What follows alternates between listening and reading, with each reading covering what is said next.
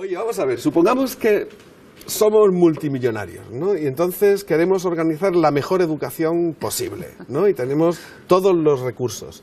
Entonces tú dirías, ¿cuántos niños, por ejemplo, de hasta 6 años o vamos a poner hasta 10 años, ¿no? debería haber en esa clase ideal y cuántos profesores en esa clase ideal? Bueno, yo si pudiera elegir, primero elegiría buenos profesores. Ajá. Creo que invertiría mucho en elegir docentes comprometidos, apasionados, con muchas ganas de aprender y hoy con una capacidad grande de trabajar en equipo. Ajá. Este profesor solitario con un grupo de alumnos en su clase que cierra la puerta y nadie entra, eso tiene que acabarse, ¿no? Dicho esto, una vez teniendo un buen cuerpo docente, me gustaría una escuela que tuviera suficiente autonomía para que ese buen equipo pudiera pensar sobre cada niño, pudiera crear un currículum personalizado, pudiera diseñar para cada niño un itinerario para crecer. Y después, en tercer lugar, ya me plantearía cuántos niños caben en cada clase, ¿no? Claro. Creo que también cada edad es diferente.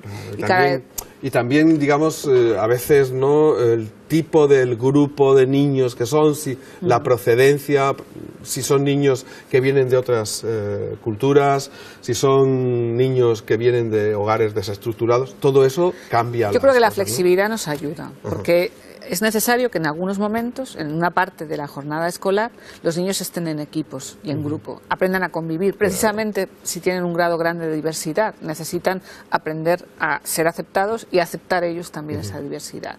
Entonces, la ratio depende de la edad. Depende de la edad. En educación infantil yo creo que habría que bajar. Tenemos una ratio alta, 25 niños de 3, de 4 años es alta. Yo me acercaría más hacia 15 niños como máximo. Sin embargo, en primaria 25 niños no es difícil de manejar siempre que introdujéramos otros adultos, siempre que hubiera más profesores. El profesor y un ayudante, por ejemplo. Un ayudante o lo que hoy llamamos el co-teaching, enseñar juntos, de modo que los profesores puedan trabajar en parejas, uno puede dedicarse más a atención personal, mientras el otro puede guiar trabajo cooperativo, trabajo en equipo. Y luego la figura del asistente, que aquí en España pues no existe, quitando algunas excepciones, que son personas que pueden ayudar a hacer precisamente esa personalización, ¿no? Aquellos niños que necesitan más ayuda o en un momento determinado que el profesor quiere dedicarse a hacer un tipo de actividad y que estas personas, esta figura puede ejercer otras responsabilidades. Oye, vamos a ver, y cuando los críos son muy pequeños, por ejemplo, y tienen, pues yo qué sé, se resfrían, tienen moquitos, tienen pis, ¿hay una persona que debe dedicarse a eso? ¿Eso está claro? ¿Y cuáles son sus funciones? ¿Están claras en todo caso? La finalidad de la educación infantil evidentemente es educativa, pero tiene también un eje vertebrador que es el cuidado del niño, el cuidado de la salud. Asistencial, ¿no? Sí, no me gusta esa palabra porque aquí está un poco maldita, pero evidentemente los niños tienen una necesidad, ¿no? Entonces, yo creo que por tradición a veces se ha culpabilizado al niño, pues que se hace pis encima y parece que lo que hay que hacer es aplicar dureza como criterio. Yo creo que esto hoy hay que superarlo, esto no funciona así. Y en educación infantil yo creo que el profesor es el responsable. Es verdad que son muchos niños, que muchas escuelas no tienen recursos para atender como debería ser, ¿no? A cada niño pues en estos aspectos, ¿no? Y eso pues complica a veces las cosas, pero yo creo que hay que tener un criterio claro. El niño es lo primero y eso está por encima de cualquier otra cosa, de cualquier otro condicionante. ¿Y está estudiado, por ejemplo, a partir de qué edad, ¿no? es conveniente decirles a los críos, oye, antes de entrar a clase, id al baño y esperad hasta que se acabe la clase? ¿Eso tiene una edad? ¿O también es personalizado? ¿Cómo lo ves? A ver, la educación infantil de 0 a 6 años, cada niño tiene un ritmo y una velocidad. Y al final, el aprender a ir a hacer pis de forma independiente es un momento madurativo que cada niño vive en un momento determinado. Hay una parte de entrenamiento y de educación en la que la familia se tiene que involucrar y ayudar, evidentemente, pero no hay que culpabilizar al niño. Lo lógico es que cuando los niños comienzan la escolarización a los 3 años ya hayan vivido ese entrenamiento. Lo recomendable es que lo hagan con tranquilidad el verano anterior a la escolarización. Eso nos da a los papás y a las mamás tiempo para no enfadarnos, para no perder la paciencia, porque hay que entender que el niño no elige si se hace pis o no, es algo que va viviendo en ese momento madurativo, ¿no? Entonces hay que vivirlo con paciencia y prepararlo para la escolarización. Una vez empiezan en el cole, ese primer año pues es evidente, y toda profe de infantil, toda buena profe de infantil entiende pues que hay accidentes, hay momentos, no hay que castigar, nunca hay que castigar al niño, el niño no hace pis para fastidiarte, yo creo que hay que usar justamente lo contrario, hay que reforzar, hay que premiar. Para llamar la atención. Yo creo que esto es falso. Es verdad que los niños atraviesan momentos difíciles, los celos, por ejemplo, ante el nacimiento de un hermano, pueden tener regresiones, manifiestan un malestar emocional. Entonces, nunca es la causa, es un síntoma de que algo no va bien, y eso nos ayuda a los adultos a intervenir un poco para ayudar al niño en aquella circunstancia que puede estar viviendo. Nosotros hemos entrevistado aquí mismo a un especialista, a un urólogo, que nos ha dicho que el 92% de los casos de los niños que no controlan sus esfínteres no lo hacen por una razón fisiológica y que es heredado. Es decir, que es un problema que lo traen heredado y que, bueno, con el tiempo se quita. Es decir, que cuando pasan los años, pues digamos que acaban madurando, ¿no? Cuando entrenamos hábitos, que puede ser el hábito de ir al baño, el hábito de lavarse los dientes, el hábito de no pegar, ¿vale? Hay que distinguir con los niños pequeños cuáles son aquellas cosas que el niño no hace bien porque elige no hacerlo bien, y aquellas cosas que no hace bien porque no puede hacerlas bien. Entonces el sistema de recompensas y de castigos funciona con aquellas cosas que el niño elige, porque se supone que estás entrenando a que sea responsable, pero tú no puedes culpabilizar a un niño que tiene un accidente y se moja, y por supuesto no lo puedes dejar mojado hasta que venga su madre a recogerlo, no puedes penalizar, y bueno, pues desgraciadamente todavía encontramos estos casos, ¿no? A veces hay que comprender pues que hay escuelas que no tienen los recursos, y que, en fin, no es fácil tener una aula con 25 niños de 3 años. Entonces, bueno, pues entra dentro de esa comprensión, pero evidentemente hay que distinguir. Yo creo que esas dos cosas son importantes. Oye, ¿y cuándo empieza a ser importante que el niño se responsabilice de lo que aprende? Es decir, te demuestre que sabe algo que tú le has enseñado. Pues desde el principio, desde que el niño comienza a desarrollar el lenguaje. Antes se creía que hasta los 10, los 11 años los niños no desarrollaban la metacognición, el pensamiento abstracto, no tenían conciencia explícita de lo que van aprendiendo. Pero hoy esto se ha superado, ¿no? Y ya sabemos que prácticamente desde el principio, nosotros lo vemos mucho en nuestras clases, los niños pueden narrar y verbalizar, ¿no? Un niño pequeñito que te trae un dibujo todo orgulloso y tú lo cuelgas en la nevera porque es de tu niño, ¿no? Pero él sabe, y a lo mejor está pintando y está ahí 20 minutos y de repente lo rompe, porque el niño ya juzga lo que cree que hace bien y lo que cree que no ha hecho bien. Entonces hay que entrenar ese juicio crítico sobre el propio trabajo y sobre el de los demás, ¿no? Los pones juntos, 3 años pasan nuestras escuelas y no se quieren poner juntos porque se pega, porque se no sabe, porque el niño juzga también el trabajo de los otros. Luego ya incipientemente, prácticamente a la vez que el lenguaje, el niño va desarrollando la conciencia de que va progresando, hace un juicio sobre el valor de aquello que hace.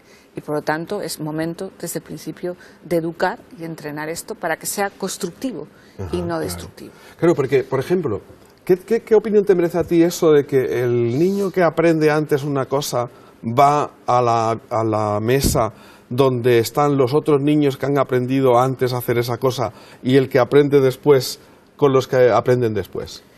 Bueno, hay una especie de competición todavía en nuestra cultura, un poco triste, sobre todo en las edades tempranas, ¿no? Que estamos centrados más hoy en infantil, ¿no?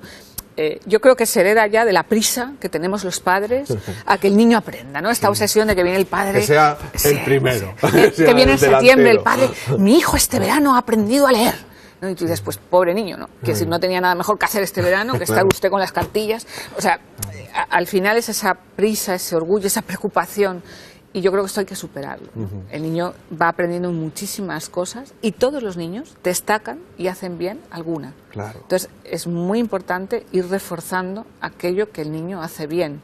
Y es cierto que pueden compartir, es distinto competir que colaborar. Y a los niños en infantil hay que enseñarles a aportar aquello que hacen bien, sin competir, pero sí colaborando y compartiendo. Claro. Y la línea que separa ambas cosas a veces es no complicada, es fácil, ¿no? Sí. Pero esas tradiciones que todavía incluso en algunos países anglosajones son muy típicas, de segmentar a los niños en edades muy tempranas entre la clase de los listos y la clase de los tontos, entre comillas. esto condiciona muchísimo, hoy está muy superado, desde luego yo estoy totalmente en contra, creo que la escuela precisamente es el lugar donde uno tiene que entrenarse para aprender a compartir. Claro, y colaborar, ¿no? Ya tendrán más adelante, ¿no?, donde la competencia sana entre los equipos, pues posiblemente después en primaria, en secundaria ocupará otro lugar. Pero en educación infantil es muy importante cuidar mucho, mimar mucho los hábitos de socialización. Tanto como mimamos los de higiene y les enseñamos a lavarse las manos o los dientes, hay que enseñarle hábitos precisamente de trabajo colaborativo. Claro. Oye, hemos hablado un momento del sistema británico y yo sé, porque he leído que en la Universidad de Cambridge estudia los casos de críos que han tenido problemas de aprendizaje o que les ha ido mal y lo relacionan a veces con el hecho de haber nacido al final del año y que hay una gran diferencia, un gap, ¿no?, enorme, entre los que han nacido, por ejemplo, enero, febrero, marzo, incluso hasta junio, con los que han nacido a partir de mediados de octubre, ¿no? De mediados de octubre hasta diciembre. Sí. ¿No? Esto, claro, esta diferencia de edad a los 15 años no se nota, pero evidentemente a los 2, los 3, los 4... o a los 40 es estupenda, ¿no? Pero claro, a los 4... Yo creo que nuestro sistema, voy a ser un poco crítica, educación infantil copia demasiado la organización escolar de la primaria y la secundaria. Creo que tendríamos que ser mucho más flexibles en cómo agrupamos a los niños, en cómo organizamos la jornada escolar de los niños. ¿Y hay ejemplos, hay modelos donde eso se lleve? Por ejemplo, en Finlandia los niños entran trimestralmente, también en Inglaterra tienen entradas escalonadas, entonces son los niños del trimestre. Y en Suecia hay muchas experiencias donde los niños están mezclados. En vez de agruparlos en la clase de 3 años, la de 4 y la de 5, hay escuelas que lo que crean son familias y los niños están mezclados en familias que conviven en grupos de 8 a 15 niños con una profe y se mantienen con la misma profe los 3 años pero mezclados de edad, ¿no? Esta idea tan escolar del niño su pupitre. ¿Y cómo funciona eso en Suecia? ¿Está estudiado? Bueno, hoy se considera que Suecia es uno de los países con mejores resultados y hoy sabemos que lo que se hace en educación infantil tiene un fruto enorme después en los años siguientes. Yo creo que esa flexibilidad, ¿no?, el formar muy bien a los profesores de infantil para que sean capaces de diseñar de forma personal un poco el itinerario de cada niño, ¿no? Yo creo que María Montessori no era un poco partidaria de eso, porque lo que hacía ella en su escuela era eso, mezclar la creatividad, edades, la permeabilidad, y aquí en España en muchas escuelas lo estamos haciendo, es ser flexibles, ¿no? El mezclar, el quitar, el adaptar un poco la jornada y el considerar esas diferencias que tú dices, ¿no?, que hay niños que tienen una velocidad y hay niños que tienen otra velocidad. Bueno, pero es que además, aparte de las velocidades, que ya lo he oído muchas veces, está el tema de la edad. Te lo digo porque yo soy nacido el 31 de octubre. Entonces, realmente es importante cuando tú estás en clase con niños que tienen 1 año o 2 años más que tú, ¿no? Que eso a mí me pasó, por ejemplo, en primero de bachiller. Y bueno, en primero, segundo, tercero, cuarto, que yo hice el bachillerato antiguo, que es como hoy en la ESO, y realmente se nota mucho, por ejemplo, en lenguaje, se nota mucho en matemáticas, sobre todo, que no has llegado a un punto de maduración. Yo creo que una vez se superan los 11, 12 años, esa diferencia se va diluyendo, pero es muy, muy patente en educación infantil. Mi hija es del 8 de diciembre, quiero decir, pues lo mismo, es 1 año y yo sí que viví esos primeros años con una diferencia bastante grande. En el lenguaje, sobre todo en los procesos de lectoescritura. Hay quien dice que lo suyo es entonces pasarlos al año siguiente. Depende de cada niño. Yo creo, por eso yo insisto mucho en la necesidad de que los equipos docentes tengan autonomía en la toma de decisiones. La edad no es el único criterio por el que uno consolida un grupo. Porque claro, luego repetir en tercero de primaria ya tiene otras implicaciones, en la socialización, en el grupo de amigos. Ya no te relacionas con los mismos, el tema de la edad, llamas con los pequeños. Claro, el tema de la edad hay que solventarlo al principio, ¿no?